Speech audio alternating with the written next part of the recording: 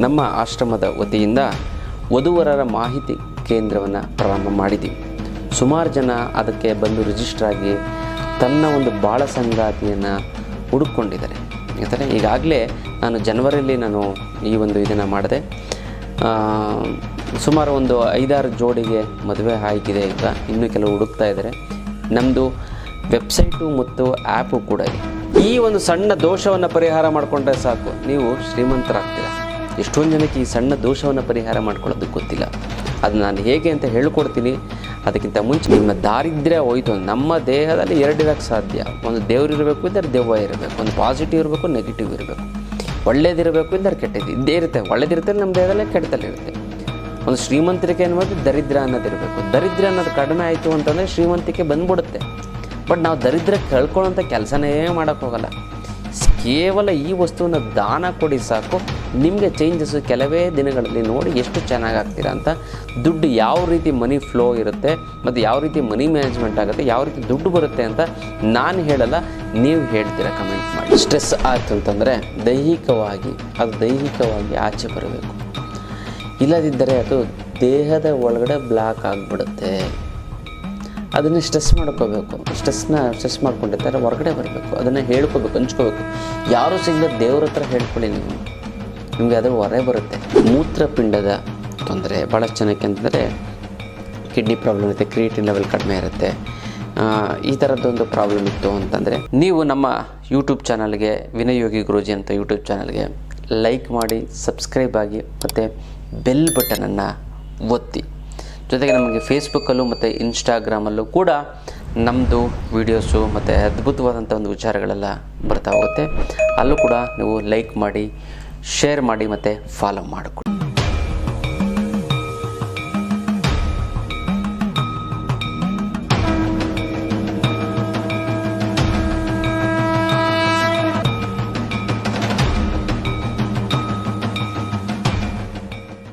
ಜೈ ಭಗವಾನ್. ಎಲ್ಲರಿಗೂ ನಮಸ್ಕಾರ. ಓ ಮಹಾದೇವಿ ಚದ್ಮಿಷ್ಟವತ್ನಿ ಮಹಿ ತನ್ನ ಐಶ್ವರ್ಯ ಲಕ್ಷ್ಮಿ ಪ್ರಚೋದಯತೆ. ಎಲ್ಲರಿಗೂ ನಮಸ್ಕಾರ.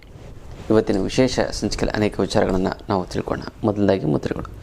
ಯಾವೊಂದು ಮುದ್ರೆ ಮಾಡಿದ್ರೆ ಏನು ಅನುಕೂಲ ಆಗುತ್ತೆ ಅಂತ ನಾವು ನೋಡೋದಾಯ್ತು ಅಂತಂದರೆ, ಮೂತ್ರಪಿಂಡದ ತೊಂದರೆ ಭಾಳಷ್ಟು ಜನಕ್ಕೆ ಅಂತಂದರೆ ಕಿಡ್ನಿ ಪ್ರಾಬ್ಲಮ್ ಇರುತ್ತೆ, ಕ್ರಿಯೇಟಿನ್ ಲೆವೆಲ್ ಕಡಿಮೆ ಇರುತ್ತೆ. ಈ ಥರದ್ದೊಂದು ಪ್ರಾಬ್ಲಮ್ ಇತ್ತು ಅಂತಂದರೆ ಅಂಥವರು ನೀವು ಅಪಾನ ಮುದ್ರೆಯನ್ನು ಮಾಡಿ. ಹೆಬ್ಬೆರಳು ಪ್ಲಸ್ ಮಧ್ಯದ ಬೆರಳು ಪ್ಲಸ್ ಉಂಗುರದ ಬೆರಳು, ತೋರ್ಬೆರಳು ಮತ್ತು ಕಿರುಬೆರಳನ್ನು ನೇರವಾಗಿರುವಂತೆ ಎಚ್ಚರ ವಹಿಸಬೇಕು. ಇದನ್ನು 20 ನಿಮಿಷಗಳ ಕಾಲ ಮಾಡ್ತು ಅಂತಂದರೆ ಕಿಡ್ನಿಯ ಒಂದು ಸಮಸ್ಯೆ ನಿವಾರಣೆ ಆಗಿಬಿಡ್ತದೆ. ಇದನ್ನು ಮಾಡ್ಕೊಳ್ಳಿ, ತುಂಬ ಚೆನ್ನಾಗಾಗುತ್ತೆ, ತುಂಬ ಒಳ್ಳೆಯದಾಗ್ತಾ ಬರುತ್ತೆ. ಇದು ವಿಶೇಷವಾದಂಥ ಮುದ್ರೆಯ ವಿಚಾರ.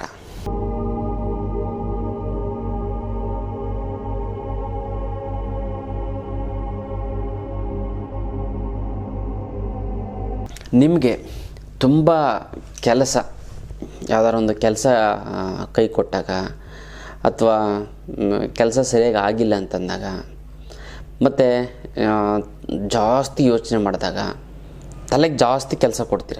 ಯಾವುದೋ ಒಂದು ಬೇಜಾರು ಮಾಡಿಕೊಂಡು, ದುಃಖ ಮಾಡಿಕೊಂಡು, ಯಾರೋ ಒಂದು ಮಾತಂತು ಅಂತ ಸ್ಟ್ರೆಸ್ ಮಾಡಿಕೊಂಡು, ಈ ಥರ ಸ್ಟ್ರೆಸ್ ಆಯಿತು ಅಂತಂದರೆ ದೈಹಿಕವಾಗಿ ಆಚೆ ಬರಬೇಕು. ಇಲ್ಲದಿದ್ದರೆ ಅದು ದೇಹದ ಒಳಗಡೆ ಬ್ಲಾಕ್ ಆಗಿಬಿಡುತ್ತೆ. ಅದನ್ನು ಸ್ಟ್ರೆಸ್ ಮಾಡ್ಕೋಬೇಕು. ಸ್ಟ್ರೆಸ್ ಮಾಡ್ಕೊಂಡಿರ್ತಾರೆ, ಹೊರಗಡೆ ಬರಬೇಕು. ಅದನ್ನು ಹೇಳ್ಕೋಬೇಕು, ಹಂಚ್ಕೋಬೇಕು. ಯಾರೂ ಸಿಗಲ್ಲ, ದೇವ್ರ ಹತ್ರ ಹೇಳ್ಕೊಳ್ಳಿ. ನಿಮಗೆ ಅದ್ರ ಹೊರೆ ಬರುತ್ತೆ. ಇಲ್ಲ ಅಂತಂದರೆ ಅದು ಒಳಗಡೆ ಇಟ್ಕೊಂಡು ಇವಾಗ ಯಾರೋ ಆಫೀಸಲ್ಲಿ ಯಾರೋ ಬೈದಿರ್ತಾರೆ, ಮನೇಲಿ ಆ ಒಂದು ಕೋಪನ ಮನೆಯವ್ರ ಮೇಲೆಲ್ಲ ತೋರಿಸ್ತೀರ. ಕುಂಡಲಿನಿ ತಂತ್ರ ಹಾಗೂ ಮುದ್ರಾ ಯೋಗ ಇದು ಆನ್ಲೈನ್ ಕ್ಲಾಸಸ್ ಆಗಿ ನಾನು ಮಾಡ್ತಾಯಿದ್ದೀನಿ. ಯಾಕಂದರೆ ಈ ಒಂದು ಕುಂಡಲಿನಿ ನೀವು ಕಲ್ತ್ಕೊಡ್ತು ಅಂತಂದರೆ ಪ್ರಪಂಚದಲ್ಲಿ ಏನು ಬೇಕಾದ್ರೂ ಸಾಧಿಸ್ಬೋದು ಅಂತ ಒಂದು ಅದ್ಭುತವಾದಂತಹ ಒಂದು ವಿಚಾರವನ್ನು ನಾನು ನಿಮಗೆ ತಿಳಿಸ್ಕೊಡ್ತಾ ಇದ್ದೀನಿ. ಗೊತ್ತಲ್ಲ, ಇದನ್ನು ಆನ್ಲೈನ್ ಕ್ಲಾಸಸ್ ಇರುತ್ತೆ. ಈ ಒಂದು ಕುಂಡಲಿನಿ ತಂತ್ರವನ್ನು ನೀವು ಕಲ್ತ್ಕೋತು ಅಂತಂದರೆ ಜನವಶೀಕರಣ ಆಗುತ್ತೆ, ಧನವಶೀಕರಣ ಆಗುತ್ತೆ.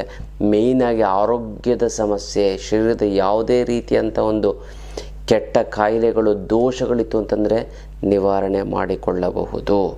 ಜೊತೆಗೆ ಇನ್ನೊಂದು, ಯಾರು ಮಾತು ಕೇಳ್ತಾ ಇಲ್ಲ ಅಂತಂದರೆ ನಿಮ್ಮ ಆರ್ಥಿಕ ಪರಿಸ್ಥಿತಿ ಮತ್ತು ಕೋರ್ಟು ಕಚೇರಿಗಳ ಸಮಸ್ಯೆ ಮತ್ತು ನಿಮ್ಮ ಶತ್ರು ಬಾಧೆ, ಶತ್ರುವನ್ನು ನೀವು ಮಾಡ್ತಂತ ಅವನ ಹತ್ರದ್ದು ಓಡೋಗ್ತಾನೆ ಅವನು, ನಿಮ್ಗೆ ಭಯಪಟ್ಕೊಂಡು.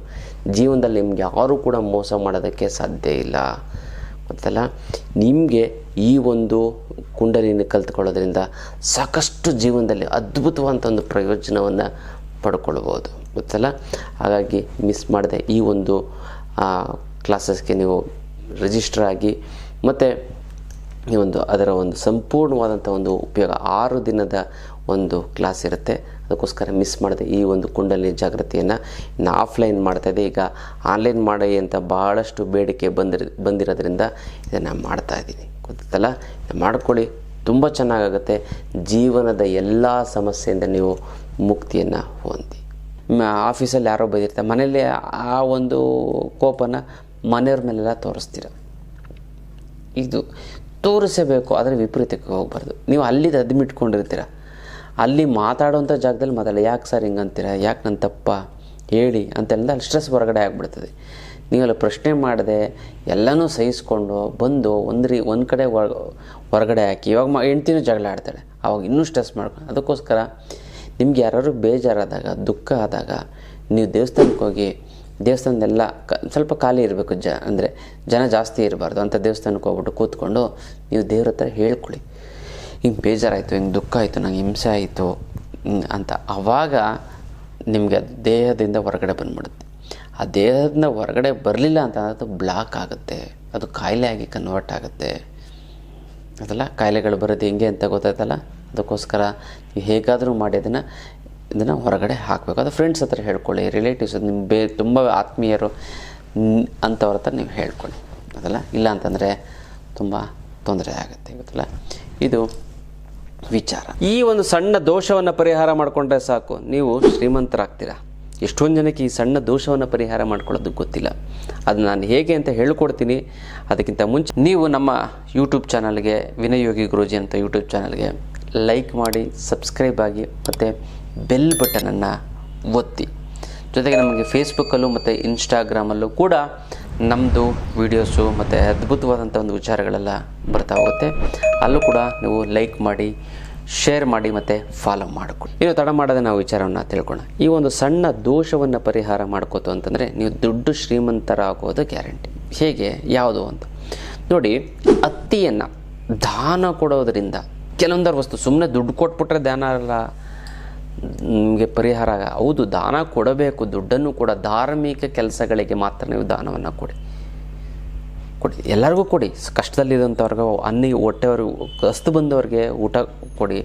ಅದನ್ನು ಬಿಟ್ಬಿಟ್ಟು ಈ ಕಳ್ತನ ಮಾಡಿಕೊಂಡು, ಸುಳ್ಳು ಹೇಳಿಕೊಂಡು, ಅವ್ರಿಗೂ ಹುಷಾರಿಲ್ಲ, ಇವ್ರಿಗೂ ಹುಷಾರಿಲ್ಲ ಅಂತ ಸುಳ್ಳು ಹೇಳಿಕೊಂಡು ಅಂಥವ್ರಿಗೆ ನೀವು ಯಾವುದೇ ಕಾರಣಕ್ಕೂ ಕೊಡೋಕ್ಕೆ ಹೋಗಬೇಡಿ. ಸುಮ್ಮನೆ ಕರ್ಟಸಿ ಊಟ ಸರಿ ಮದುವೆ ಮಾಡಬೇಕು. ಮದುವೆನೂ ಇನ್ನೂ ಓದಿಸ್ತಾ ಇರ್ತಾರೆ ಮಕ್ಕಳನ್ನು, ಮದುವೆ ಮಾಡಬೇಕು, ದುಡ್ಡು ಕೊಟ್ಬಿಡ್ತಾರೆ, ವಾಪಸ್ ಕೊಡಲ್ಲ, ಇದಂಗೆ ಆಗುತ್ತೆ. ಅದಕ್ಕೋಸ್ಕರ ಏನು ಮಾಡಬೇಕು ಅನ್ನೋಂಥದ್ದು ವಿಚಾರ ನೋಡಿ. ಈ ಸಣ್ಣ ದೋಷವನ್ನು ನೀವು ಪರಿಹಾರ ಮಾಡಿಕೊಂಡ್ರೆ ನೀವು ದೊಡ್ಡ ಶ್ರೀಮಂತರಾಗುವಂಥದ್ದು ಗ್ಯಾರಂಟಿ. ಅದು ಏನು ಅಂತ ನಾನು ತಿಳಿಸ್ಕೊಡ್ತೀನಿ ನೋಡಿ. ನೀವು ಮನೆಯಲ್ಲಿ ಒಂದು ಬಾಣಲಿ ಇರುತ್ತೆ, ಅದರಲ್ಲಿ ಎಸ್ಪೆಷಲಿ ಅಲ್ಯೂಮಿನಿಯಂ ಬಾಣಲಿ ಇರುತ್ತೆ. ಈ ಅಲ್ಯೂಮಿನಿಯಂ ಬಾಣಲಿಯನ್ನು ನೀವು ಚೇಂಜ್ ಮಾಡಿ. ಬರಬೇಕಾಗಿರೋ ದುಡ್ಡು ಬರ್ತಾ ಇಲ್ಲ ಅಂತಂದರೆ, ಕೊಡೋರಿಗೆ ಕೊಡೋಕ್ಕಾಗ್ತಾ ಇಲ್ಲ ಅಂದರೆ, ಸಿಕ್ಕಾಪಟ್ಟೆ ಸಾಲ ಆಗಿತ್ತು ಅಂದರೆ, ಗುರುಗಳೇ ದುಡ್ಡು ನೀರು ಥರ ಖರ್ಚಾಗ್ತಾಯಿದೆ ಗುರುಗಳೇ, ಏನು ಮಾಡಬೇಕು ಅನ್ನೋದೇ ಗೊತ್ತಾಗ್ತಾ ಇಲ್ಲ. ಸಾಲದವರು ಮನೆ ಹತ್ರ ಬರ್ತೀನಿ, ಗಲಾಟೆ ಮಾಡ್ತೀನಿ ಅಂತ ಇದ್ದಾರೆ, ದಿಕ್ಕೇ ತೋಚ್ತಾ ಇಲ್ಲ, ಏನು ಮಾಡೋದು ಗುರುಗಳೇ ಅಂತಾರೆ. ಇದಕ್ಕೆಲ್ಲ ತಲೆನೇ ಕೆಡಿಸ್ಕೊಬಿಡಿ. ಇದಕ್ಕೆಲ್ಲ ಏಕೈಕ ರಾಮಬಾಣ ಅಂದರೆ ಅಷ್ಟಲಕ್ಷ್ಮಿ ಯಂತ್ರ. ಇನ್ನು ಕೆಲವರು ಗುರುಗಳೇ ನಮಗೆ ಊಟ ತಿಂಡಿ ಬಟ್ಟೆಗೆ ತೊಂದರೆ ಇಲ್ಲ ಆದರೆ ಗುರುಗಳೇ ಇಂಪ್ರೂವ್ಮೆಂಟ್ ಆಗ್ತಾಯಿಲ್ಲ, ಸೈಟ್ ತೊಗೊಳಕ್ಕಾಗಿಲ್ಲ, ಮನೆ ಕಟ್ಟೋಕ್ಕಾಗಲ್ಲ, ಮಕ್ಕಳು MBA ಅದು ಇದು ಏನೇನೋ ಮಾಡಬೇಕು ಅಂತಂದರೆ ಅದಕ್ಕೆ ಲಕ್ಷಾಂತರ ರೂಪಾಯಿ ಖರ್ಚಾಗುತ್ತೆ, ಅದಿಲ್ಲ.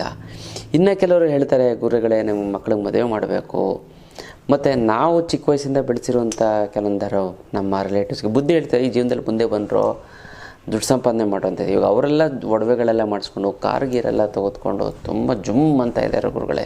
ಬುದ್ಧಿ ಹೇಳಿದಿರೋಂಥ ನಾವು ಇನ್ನೂ ಹಂಗೆ ಇದ್ದೀವಿ ಗುರುಗಳೇ, 20 ವರ್ಷದಿಂದ ಹಂಗೆ ಇದ್ದೀವಿ, ನಾವು ಏನು ಇಂಪ್ರೂವ್ಮೆಂಟೇ ಆಗ್ತಾಯಿಲ್ಲ ಅಂದರೆ ಅದಕ್ಕೆಲ್ಲ ತಲೆನೇ ಕೆಡಿಸ್ಕೊಬಿಡಿ. ಇದಕ್ಕೆಲ್ಲ ಏಕೈಕ ರಾಮಬಾಣ ಅಂದರೆ ಅಷ್ಟಲಕ್ಷ್ಮಿ ಯಂತ್ರ. ಈ ಅಷ್ಟಲಕ್ಷ್ಮಿ ಯಂತ್ರವನ್ನು ಮನೆಯಲ್ಲಿ ಪ್ರತಿಷ್ಠಾಪನೆ ಮಾಡಿ, ಅದು ಎಂಥದ್ದೇ ಹಣಕಾಸಿನ ಸಮಸ್ಯೆ ಇತ್ತು ಅಂತಂದ್ರೂ ಕೂಡ 3 ಅಮಾವಾಸ್ಯೆ ಕಳೆದು 6 ತಿಂಗಳಲ್ಲಿ ಬಗೆಹರಿದು ಬಿಡುತ್ತೆ, ಸಾಲ ತೀರೋಗ್ಬಿಡುತ್ತೆ. ಎಷ್ಟೊಂದು ದಿನ ಸೈಟು ಮನೆಯೆಲ್ಲ ತೆಗೆದುಕೊಂಡಿದ್ದಾರೆ, ತುಂಬ ಚೆನ್ನಾಗಿ ವರ್ಕ್ ಆಗುತ್ತೆ, ತುಂಬ ಒಳ್ಳೆಯದಾಗ್ತಾ ಬರುತ್ತೆ. ಇದು ವಿಶೇಷವಾದಂಥ ಅದ್ಭುತವಾದಂಥ ಒಂದು ಯಂತ್ರ. ಇದನ್ನು ನೇರವಾಗಿ ಖುದ್ದು ನನ್ನ ಭೇಟಿಯಾಗಿ ತೆಗೆದುಕೊಂಡು ಹೋಗಬೇಕು, ಅಥವಾ ನಿಮ್ಮ ಕಡೆಯವ್ರನ್ನ ಯಾರು ಕಳಿಸಿ. ಇದನ್ನು ಕೊರಿಯಲ್ಲಿ ಕಳಿಸೋದಕ್ಕಾಗೋದಿಲ್ಲ. ಇದಕ್ಕೆ ಮುಟ್ಟು ಕಟ್ಟು ಚಟ್ಟು ಮಡಿ ಮೇಲಿಗೆ ಸುತ್ತಕ ಗಿತ್ಕ ವೆಜ್ಜು ನಾನ್ ವೆಜ್ಜು ಜಾತಿ ಗೀತಿ ದಿಕ್ಕು ಗಿಕ್ಕು ಆ ಥರದ್ದೇನಿಲ್ಲ. ಇದನ್ನು ಇಟ್ಟರೆ ಸಾಕು, ಕೆಲಸ ಆಗುತ್ತೆ. ದೇವ್ರ ಮೇಲಾರು ಇಡ್ಬೋದು, ಬೀರಿನಲ್ಲಾರು ಇಡ್ಬೋದು. ಅದೆಲ್ಲ ಪ್ರತಿದಿನ ಪೂಜೆ ಮಾಡಲೇಬೇಕು ಅಂತ ಏನಿಲ್ಲ. ಅಷ್ಟು ಅದ್ಭುತವಾದಂಥ ಒಂದು ಯಂತ್ರ.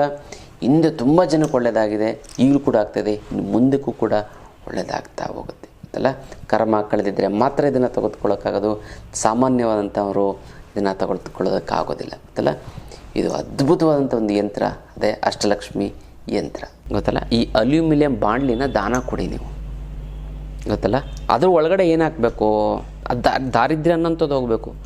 ಹತ್ತಿ ತೊಗೊಳ್ಳಿ, ಹತ್ತಿಯನ್ನು ತೆಗೆದುಕೊಂಡು ಅದ್ರ ಒಳಗಡೆ ಹಾಕಿ. ಮತ್ತು ಬಾಣಲಿ, ಒಂದು ಸಣ್ಣ ಕಬ್ಬಿಣದ ತುಂಡು, ಏನಾದರೂ ಕಬ್ಬಿಣದ ತುಂಡಿತ್ತು ಅಂತಂದರೆ ಶನಿಕಾರಕತ್ವ, ನಿಮ್ಮಲ್ಲಿರುವಂಥ ಕಾಯಿಲೆ ಕಸಾಲೆಗಳು ದರಿದ್ರ ಎಲ್ಲ ಹೊರಟೋಗ್ಲಿ ಅಂತ ಸಂಕಲ್ಪ ಮಾಡ್ಕೊಂಡು ಅದು ಹಾಕಬೇಕು. ಹತ್ತಿ ಹಾಕಬೇಕು, ತೆಂಗಿನಕಾಯಿಯನ್ನು ಅದರೊಳಗಡೆ ಹಾಕಬೇಕು ಅಂತಲ್ಲ. ಇಷ್ಟನ್ನ ಮಾಡಬೇಕು. ಈ ತೆಂಗಿನಕಾಯಿಯನ್ನು ಅದ್ರ ಒಳಗಡೆ ಹಾಕ್ಬಿಡ್ತು ಅಂತಂದರೆ ನೋಡಿ ಅದು ಹೆಂಗೆ ಕೆಲಸ ಆಗುತ್ತೆ ಅಂದರೆ, ಹೆಂಗೆ ಅದ್ಭುತವಾಗಿ ಮಾಡಿ ಅದನ್ನೆಲ್ಲ ಒಂದು ತೆಗೆದುಕೊಂಡು ಭಿಕ್ಷುಕರಿಗೆ ದಾನ ಕೊಡಬೇಕು. ಒಂದು ಊಟ ಕೊಡಿಸಿ ಅವ್ರೇನಾದ್ರು ಮಾಡ್ಕೊಳ್ಳಿ, ಎಸಿಲಿ ಯೂಸ್ ಮಾಡ್ಕೊಳ್ಳಿ, ಏನಾದರೂ ಮಾಡ್ಕೊಳ್ಳಿ, ತಲೆ ಕೆಡಿಸ್ಕೊಳ್ಳೋಕೆ ಹೋಗ್ಬಿಡಿ, ಅವ್ರಿಗೆ ಕೊಡಿ. ನಿಮ್ಮ ದಾರಿದ್ರ್ಯ ಹೋಯ್ತು. ನಮ್ಮ ದೇಹದಲ್ಲಿ ಎರಡಿರೋಕ್ಕೆ ಸಾಧ್ಯ. ಒಂದು ದೇವ್ರಿರಬೇಕು, ಇಲ್ಲದ್ರೆ ದೆವ್ವ ಇರಬೇಕು. ಒಂದು ಪಾಸಿಟಿವ್ ಇರಬೇಕು, ನೆಗೆಟಿವ್ ಇರಬೇಕು. ಒಳ್ಳೇದಿರಬೇಕು, ಇಲ್ಲದ್ರೆ ಕೆಟ್ಟದ್ದು ಇದ್ದೇ ಇರುತ್ತೆ. ಒಳ್ಳೇದಿರುತ್ತೆ ನಮ್ಮ ದೇಹದಲ್ಲೇ, ಕೆಟ್ಟದಲ್ಲಿರುತ್ತೆ. ಒಂದು ಶ್ರೀಮಂತಿಕೆ ಅನ್ನೋದು ದರಿದ್ರ ಅನ್ನೋದಿರಬೇಕು. ದರಿದ್ರ ಅನ್ನೋದು ಕಡಿಮೆ ಆಯಿತು ಅಂತಂದರೆ ಶ್ರೀಮಂತಿಕೆ ಬಂದ್ಬಿಡುತ್ತೆ. ಬಟ್ ನಾವು ದರಿದ್ರ ಕಳ್ಕೊಳ್ಳೋಂಥ ಕೆಲಸನೇ ಮಾಡೋಕ್ಕೋಗಲ್ಲ. ಕೇವಲ ಈ ವಸ್ತುವನ್ನು ದಾನ ಕೊಡಿ ಸಾಕು, ನಿಮಗೆ ಚೇಂಜಸ್ಸು ಕೆಲವೇ ದಿನಗಳಲ್ಲಿ ನೋಡಿ ಎಷ್ಟು ಚೆನ್ನಾಗಿ ಆಗ್ತೀರಾ ಅಂತ. ದುಡ್ಡು ಯಾವ ರೀತಿ ಮನಿ ಫ್ಲೋ ಇರುತ್ತೆ ಮತ್ತು ಯಾವ ರೀತಿ ಮನಿ ಮ್ಯಾನೇಜ್ಮೆಂಟ್ ಆಗುತ್ತೆ, ಯಾವ ರೀತಿ ದುಡ್ಡು ಬರುತ್ತೆ ಅಂತ ನಾನು ಹೇಳಲ್ಲ, ನೀವು ಹೇಳ್ತೀರಾ ಕಮೆಂಟ್ ಮಾಡಿ.